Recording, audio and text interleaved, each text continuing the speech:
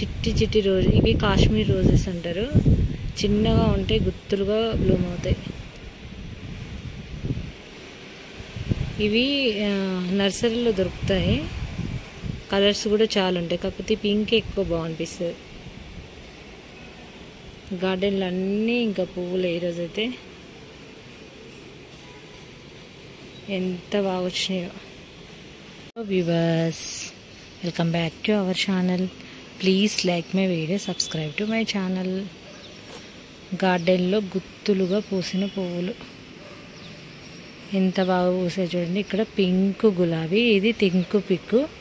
ఇక్కడ white rose చూపిస్తాను. ఇది వచ్చేసి వైట్ రోజు.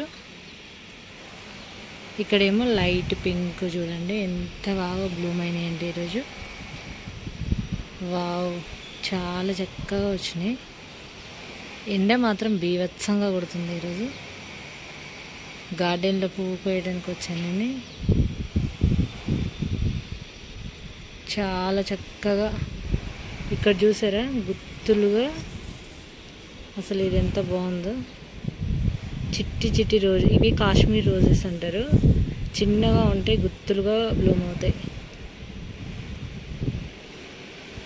ఇవి నర్సరీలో దొరుకుతాయి. కలర్స్ కూడా చాలా ఉంటాయి, కాకపోతే పింక్ ఎక్కువ బాగా అనిపిస్తుంది. గార్డెన్లో అన్నీ ఇంకా పువ్వులు ఈరోజైతే ఎంత బాగా వచ్చినాయో. ఇదంతా కూడా బనానా ఫర్టిలైజరే ఫ్రెండ్స్. ఈ మధ్య బనానా ఫర్టిలైజరు ఎక్కువగా ఇస్తున్నాను కదా, అది చాలా క్వాంటిటీ చేసుకున్నాను కదా, బాగా ఇస్తున్నాను నేను.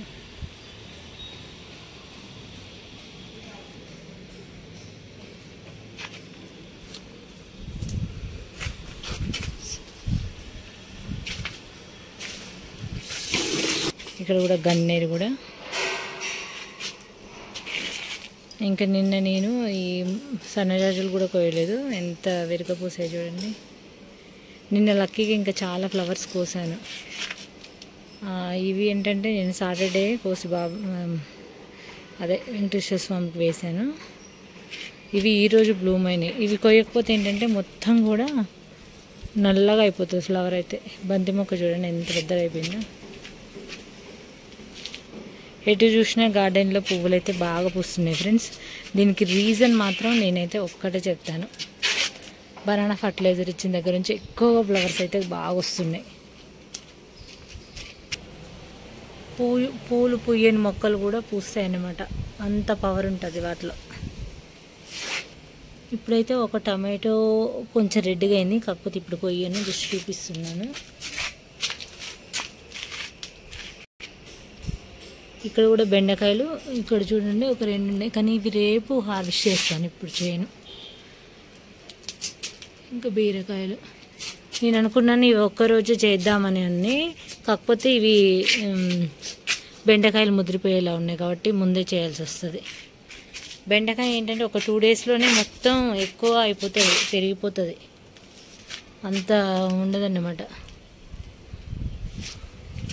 రేపు ఈ గుంటగరగడ ఆకుతో నేను హెయిర్ ఆయిల్ చేస్తాను, రేపు దీన్ని తీసేయాల్సిందే. ఇక్కడ కూడా బీరకాయలు, ఒక 4 బీరకాయలు అయితే ఉన్నాయి.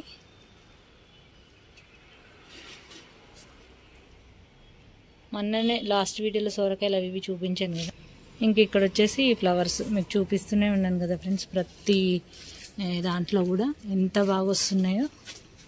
తప్పకుండా చేసుకోండి ఫ్రెండ్స్. పోషకాలు ఇచ్చాక రిజల్ట్ లేదని అనుకున్నారో అప్పుడు అడగండి, ఖచ్చితంగా మంచి రిజల్ట్ అయితే ఉంటుంది వాటిలో. ఎంత బాగా బ్లూమ్ అయినాయి చూడొచ్చు ప్రతి ఒక్క పువ్వు కూడా. నిమ్మకాయలు చూడండి,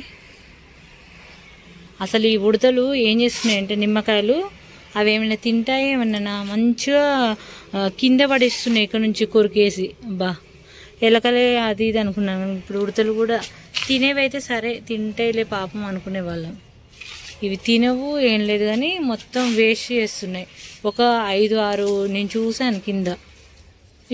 ఎన్ని పడ్డాయో. ఇక్కడ నుంచి పైనుండి కింద మా గ్రౌండ్ ఫ్లోర్లో వేస్తున్నాయి తీసుకెళ్ళి. చూసారు కదా ఫ్రెండ్స్. ఈ వీడియో నచ్చితే లైక్ చేయండి, ఛానల్ని సబ్స్క్రైబ్ చేసుకోండి ఫ్రెండ్స్.